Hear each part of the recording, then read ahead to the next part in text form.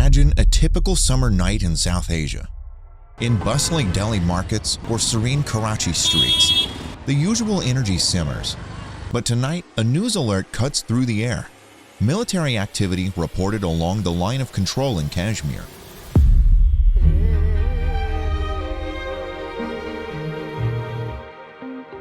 Social media erupts with a mix of confusion, worry, and national pride on both sides of the border.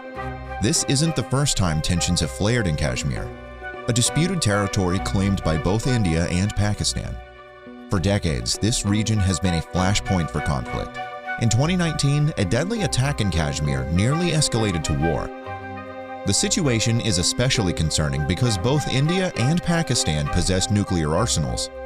Remember the Cuban Missile Crisis? That terrifying standoff is a chilling reminder of how close we've come to nuclear disaster before. Now, with both India and Pakistan possessing nuclear weapons, the risk is even greater. Experts warn that a nuclear war between these two nations could trigger a nuclear winter. Soot and smoke from the blasts would block sunlight, causing global temperatures to drop. This would devastate agriculture, leading to widespread famine and societal collapse. Billions could be affected, not just in India and Pakistan. As the specter of potential disaster looms, the United States itself remains a distant observer, expressing disbelief at the unfolding events. Yet, perhaps this astonishment should be tempered by the acknowledgement that it too has played a significant role in shaping the dynamics that have led to this precarious situation. But what caused this situation to escalate to this point in the first place? The roots of the conflict can be traced back to the partition of the British-occupied subcontinent. In 1947, the British announced a plan to split India, a decision fueled by years of religious tensions between Hindus and Muslims. This partition wasn't a clean break, though. There were also hundreds of princely states and Indian territories ruled by local monarchs. The Mountbatten Plan, as it was known, granted them the choice of joining newly formed Pakistan or India. The British, eager to wash their hands of the situation, set an impossibly tight deadline for this monumental decision. With tensions already on a hair trigger, the subcontinent descended into chaos. Power struggles raged, fueled by economic hardship left over from wartime. Ethnic and religious hatred boiled over,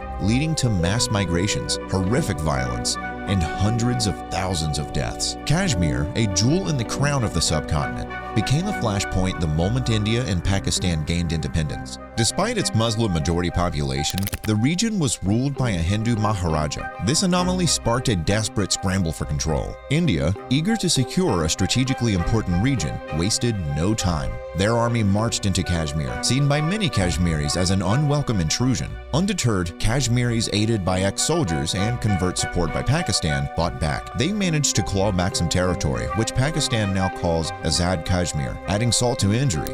Both Quaid-e-Azam and Mahatma Gandhi, the leaders of the two nations, died the upcoming year. Gandhi's death served to further strengthen secularism within the Indian government. At that point, Pakistan and India were still fighting the war that broke out right after their independence. The conflict raged for over a year, a bloody stalemate. Finally, with international pressure mounting, the UN intervened. A ceasefire line was drawn in January 1949, effectively slicing Kashmir in two. This line, known as the Line of Control, remains a source of tension to this day. Another wrinkle in the story of partition that turned into the War of 1947, a reason that remained hidden beneath the religious tensions. Many Indians across religions yearned for a united subcontinent. They dreamt of a free India, whole and strong. But the iron grip of the British Raj, coupled with the perceived dominance of the certain political parties, left many feeling unheard and oppressed. This frustration fueled the flames of separatism, pushing some towards the idea of independent nations as a desperate escape. The India-Pakistan rivalry wasn't a one-act play.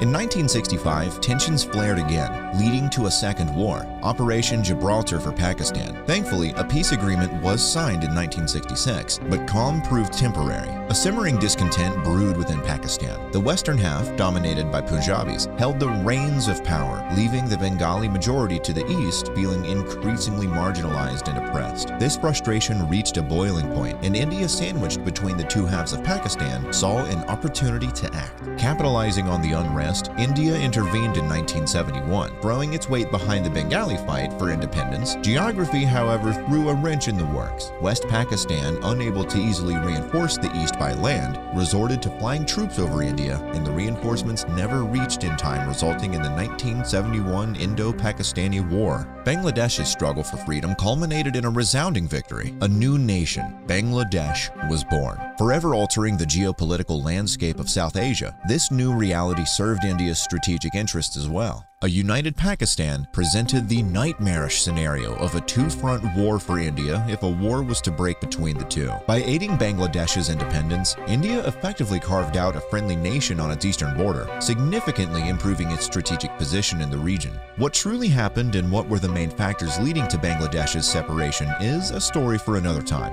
In 1974, India surpassed the world with Operation Smiling Buddha, its first successful nuclear bomb test. Detonated in the Rajasthan desert, the test marked India's entry into the exclusive club of nuclear powers. This move deeply troubled the United States, which had championed the 1968 Treaty on Non-Proliferation, dividing the world into nuclear haves and have-nots. India, however, saw the NPT as unequal and desired nuclear deterrence against potential threats, particularly from China, which had tested its own bomb in 1964. The irony wasn't lost on many. The US itself had, in the 1960s, launched the Atoms for Peace program, supplying nuclear material and expertise to countries like India. This program, intended for peaceful nuclear energy development, arguably lacked foolproof safeguards against weapons development. While the US hoped participating nations wouldn't weaponize this technology, many, including India, had different ambitions. Canada, another supplier of nuclear fuel to India, also halted its supplies after the test. Critics argued that India, facing widespread poverty, shouldn't have diverted resources towards nuclear weapons. However, for India, being a nuclear power was a better trade-off, because with it, India was able to shift the balance of power itself, solidifying its position as a dominant force in South Asia. Prime Minister Indira Gandhi, who greenlit the test, deeply distrusted US dominance and harbored animosity towards President Richard Nixon, the feeling being entirely mutual. Nixon, according to recordings, even resorted to derogatory terms like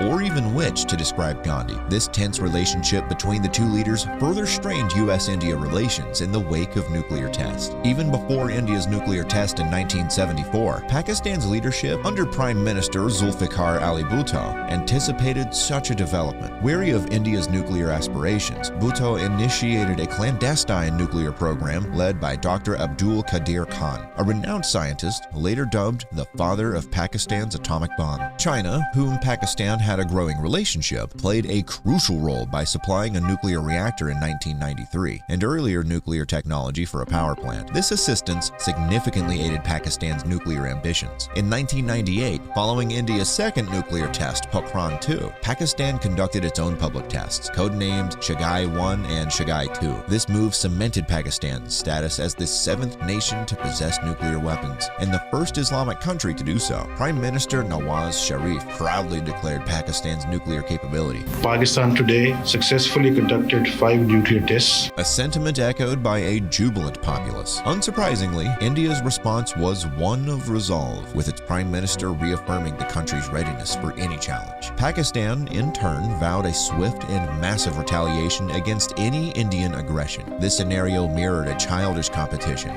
in which both Pakistan and India were seen boasting their nuclear weapons, saying, "No, you are wrong, mine is bigger," and the other one saying, "Yours might be bigger, but mine is stronger." While these nuclear programs undoubtedly enhanced both countries' sense of security, they came at a hefty cost. The vast resources poured into these endeavors inevitably impacted other areas of development. The existence of nuclear arsenals on both sides has arguably created a fragile deterrence, preventing full-scale war. This precarious balance has been tested on several occasions. In 1999, airstrikes launched by India against Pakistan-backed forces raised fears of escalation, but thankfully, nuclear weapons remained unused. Similar situations arose in 2001 during the Parliament attack, and in the years 2008, 2009, and 2016 to 2018, with heightened border tensions and violence causing casualties and displacement. The Kashmir issue persists, sparking anger and protests for independence. Tensions escalated in 2019, with Pakistan warning of nuclear war over India's actions in the region, India revoked Article 370, prompting condemnation and accusations of occupation. The crisis persists, but the risk of nuclear conflict remains low, providing some relief amid ongoing tensions.